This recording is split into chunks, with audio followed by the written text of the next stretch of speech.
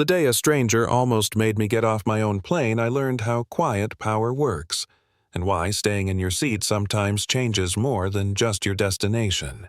It started with an armrest, a boarding pass, and a look that said I didn't belong, and by the time the wheels left the tarmac, I had turned a personal slight into a company-wide reckoning.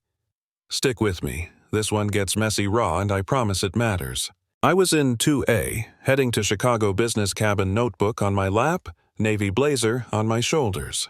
The kind of jacket that fits like armor because you buy it for battle, not fashion. I'd been flying for years for work that wasn't glamorous but paid the bills, and I'd learned how airports treat people who don't fit their expectations. That day, someone else decided I didn't fit, and he made a scene about it.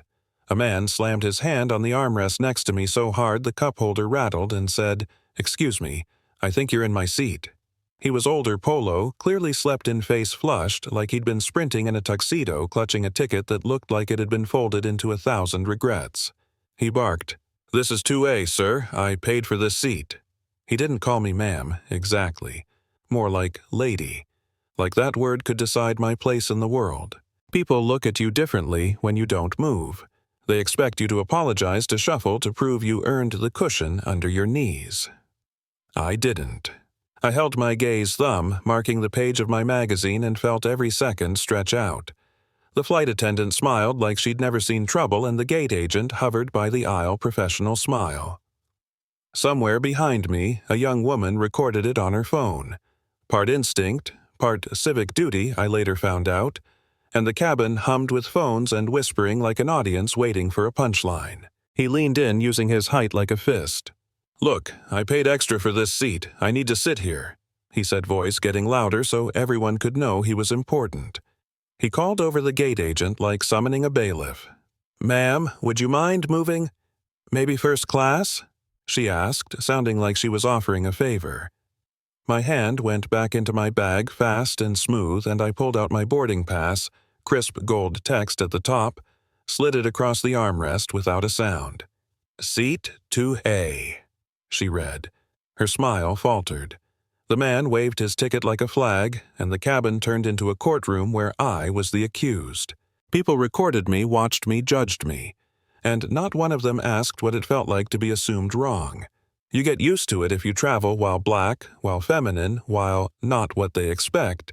You get used to being doubted until you almost believe it yourself. My pulse was steady because I'd practiced a different kind of motion patience documentation restraint. But you know what I mean when I say patience can turn into strategy. And strategy is what saved that flight. When the captain came out, he had that pilot calm that's gone to too many boring safety lectures, and his first instinct was to resolve annoyance, not injustice.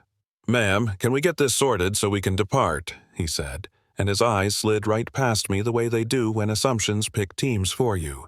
The man pushed harder, voice full of entitlement. "This woman is in the wrong seat, I'm telling you." It was subtle at first. The microaggressions stack like bricks until they form a wall. And then it was ugly, loud public. The young woman behind me, her name was Elena, lifted her phone live streaming like we were in a play where everyone knew their lines.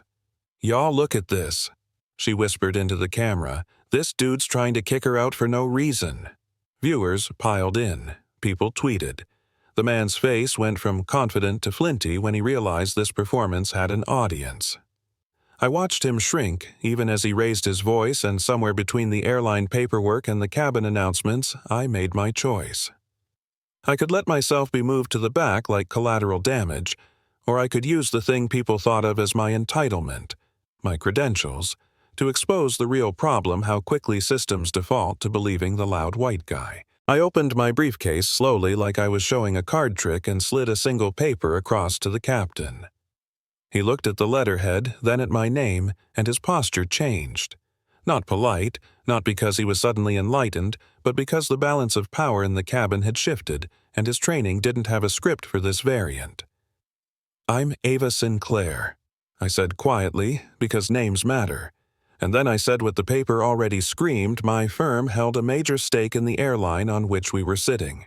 The man's face went pale, real-time humiliation replacing the borrowed bravado he'd brought on board. That exact second, the story left our row and exploded. Elena's live stream spiked, comments flew. Some people applauded, some tried to debate from their seats like it was a sports game. The captain stammered apologies that sounded like they came out of someone else's mouth, and the gate agent who'd suggested I move suddenly understood why her practiced smile felt brittle.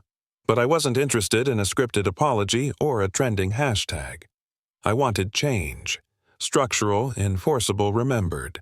So this wouldn't be one more bruise the next person carried home. In the galley, because you need a small room with no audience to make big decisions, I asked management to listen, really listen, and I laid out what I wanted, simple and non-negotiable, a new reporting channel that bypasses middle managers' mandatory bias training that actually meant something, public quarterly audits, and a passenger app to report discrimination in real time. I talked numbers too, not to scare them, but because corporations listen to what impacts their bottom line.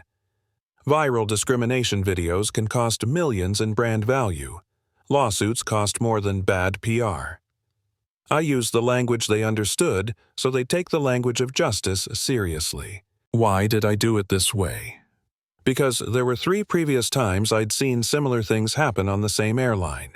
Same pattern passenger of color calm, questioned, moved, and those people didn't have a name that could make the company pause. They left quietly, perhaps humiliated, perhaps hurt, and the airline's systems stayed the same. This time, I wasn't interested in a private fix. I wanted to make an institutional problem visible enough to force a fix. The outcome surprised people. The man was banned from future flights on that carrier management agreed to a policy overhaul within 30 days, and regulators called for an investigation. Elena turned her stream into a full-length documentary months later. The gate agent who'd cried and apologized ended up leading some of the new training classes. The airline published external audits. A small app rolled out so complaints went straight to the board level. It was messy, bureaucratic, and painfully slow, but it worked in ways that apology tweets never could. Not everyone liked the way I handled it. Some said I humiliated a man who could have learned privately. Others said I used my privilege to bully. Fair critique, and I welcome it.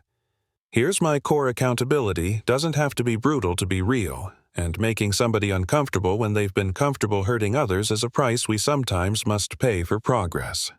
I didn't want revenge. I wanted to make it harder for the next person to be erased. Months later, I sat in the same terminal and read messages from travelers who said they felt safer flying, from parents who told me their kids felt more seen, from employees who said training changed how they made split-second decisions. Those notes meant more than headlines. They proved that one moment could cascade into policy, into awareness, into a change in how we treat each other in small public spaces. So here's where I hand it back to you. Not for applause, but for conversation. Have you ever watched someone dismissed because they didn't look right for a place and stayed silent? Have you been the one who assumed and then later felt guilty? Or have you used your voice to interrupt injustice only to be told you were too loud?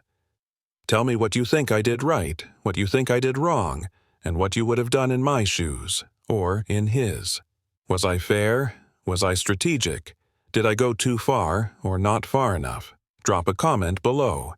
Tell the story you've been holding back, or share a time you stepped up or didn't, and tell us why.